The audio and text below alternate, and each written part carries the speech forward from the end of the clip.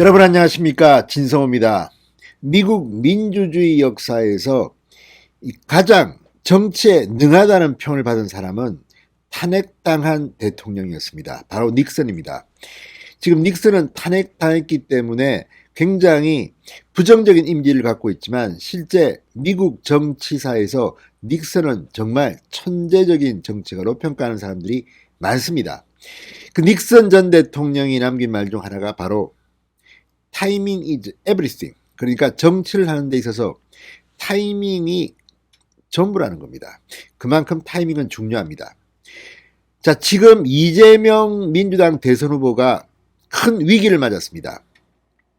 오늘 아침 날라든 뉴스 때문입니다. 처음에 월간조선이 이 뉴스를 발행했다가 기사를 좀 없애고 뭐 이런 과정 속에 다시 오늘 아침 일제히 언론들이 보도한 뉴스입니다. 바로 이재명 후보의 경기도지사 시절 변호사비 대납 의혹을 처음 제기한 이모 씨가 어젯밤 서울 양천구의 한 모텔에서 숨진 채 발견됐다는 기사였습니다.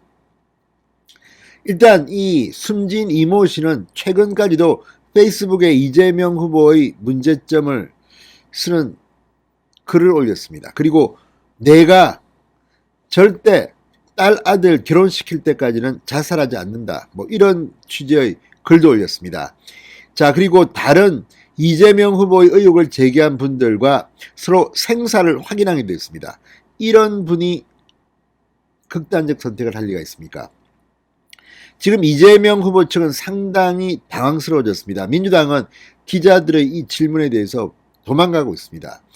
이런 가운데 오늘 이낙연 전 대표, 지난 민주당 대통령 후보 경선에서 2위를 했던 이낙연 전 대표가 의미심장한 발언을 했습니다. 정말 리드를 잘 걸려서 이런 취지로도 보입니다. 바로 어제 송영길 민주당 대표가 했던 발언, 문재인 정권에서 이재명 후보가 탄압받았다는 발언을 의식한 것으로 보입니다. 또 이재명 후보가 틈만 나면 문재인 대통령과 차별화를 하기 위해서 문재인 정권의 정책을 비판하고 나는 다뤄야겠다, 마치 유체 이탈 화법 같은 발언을 한 데 대해서 경고를 날린지도 모릅니다. 자, 지금 송영길 대표, 이재명 후보를 위해서는 뭐 물불 가리지 않는 그런 행동들을 해온 사람입니다. 그런데 어제 송영길 대표의 발언은 대단히 과했다는 평가가 내부에서 나옵니다. 당장 문재인 청와대에서 문재인의 뭐 오른팔 왼팔 소리까지 들었던 윤영찬 의원이 상당히 격앙된 메시지를 냈습니다. 그만큼 어제 송영길 대표의 발언은 민주당의 내분 상태까지 올 수 있는 발언이었습니다. 그런데 문제는 이낙연 전 대표가 오늘 작심하고 이런 흐름에 대해서 한 방 먹인 겁니다. 이재명, 송영길 큰일 났습니다. 뿐만 아니라 이재명 후보에게 최악성 사건이 터진 오늘 이낙연 전 대표가 이 발언을 했다는데 주목할 필요가 있습니다.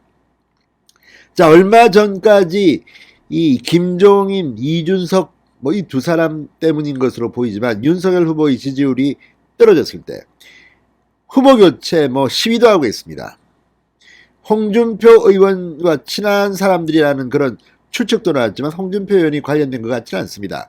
그런데 그 후보 교체론이 지금 국민의힘은 쑥 들어갔습니다. 그런데 민주당에서 이제 이재명 후보 교체론이 솔솔 나오기 시작할지도 모르겠습니다. 자, 이런 것들은 타이밍입니다.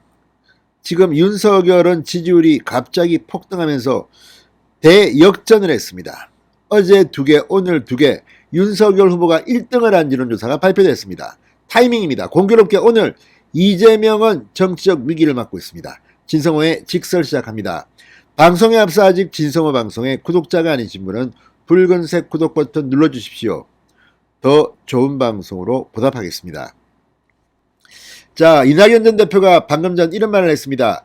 요즘 민주당에서 선거 기간이라 그렇겠지만 차별화 같은 선거 전략 때문에 문재인 정부의 성취까지를 사실과 다르게 평가하는 경향이 없지 않다.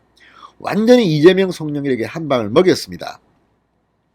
이재명 후보에 대한 일종의 경고로도 해석되고 있습니다. 자, 이낙연 전 대표 오늘 오전 국회에서 열린 국가비전 국민통합위원회 혁신비전회의에서 이같이 말하며 이것은 잘못이다 이렇게 직격탄을 날렸습니다. 적어도 민주당이라면 모든 분야에서 문재인 정부의 성취와 과오를 공정하게 인정하고 그 바탕 위에서 새로운 발전을 추구해야 한다. 문재인 정부의 성취 가운데 권력기관 개혁이나 민주주의 발전을 많이 기억하지만 놓치는 것 중 하나가 과학기술 신장과 국방력 강화, 이들을 특별히 예시하는 이유는 흔히들 그런 것은 보수 세력이 더 잘하는 것처럼 우리 사회에 이미지가 남아있는데 그렇지 않다 이렇게 말했습니다. 이게 뭘 의미하겠습니까? 홍준표 의원이 때때로 청년의 꿈 플랫폼에서 윤석열 후보를 좀 비판하는 글을 올립니다. 그리고 본인의 페이스북에도 올립니다. 그런데 이낙연 전 대표의 이 발언은 바로 홍준표 같은 그런 분위기를 줍니다. 적어도 이낙연 전 대표는 지금까지 이재명 후보를 흔들지 않았습니다. 이 점에서는 홍준표보다는 훨씬 더 자신의 당과 자신의 이 정권에 대한 책임이 있는 사람으로 보입니다. 홍준표는 상당히 무책임합니다. 자, 이낙연의 이 발언은 문재인 대통령을 의식한 것이기도 하지만 이재명과 송영길에 대한 강력한 경고입니다. 자, 오늘 이재명 후보의 변호사비 대납 의혹을 제기한 이모 씨가 숨진 기사 때문에 지금 민주당 내에서도 이러다가 이재명 낙마하는 거 아니냐는 소리가 나올지도 모릅니다. 타이밍이 딱 떨어집니다. 자, 송영길 대표가 어제 이재명 후보는 문재인 정부에서 탄압받던 사람이다. 기소돼서 거의 죽을 뻔했다고 말해 파문이 지금 일고 있습니다. 이낙연 전 대표 청와대 등의 친문 세력을 등에 업고 이재명 후보 측에 강력한 경고를 보냈다는 해석이 나오고 있습니다. 윤영찬 전 청와대 국민소통수석, 윤영찬 의원도 페이스북을 통해 문재인 정부에서 이재명 후보를 탄압했다는 송영길 대표님의 말씀 아연 실색이라고 비판한 바 있습니다.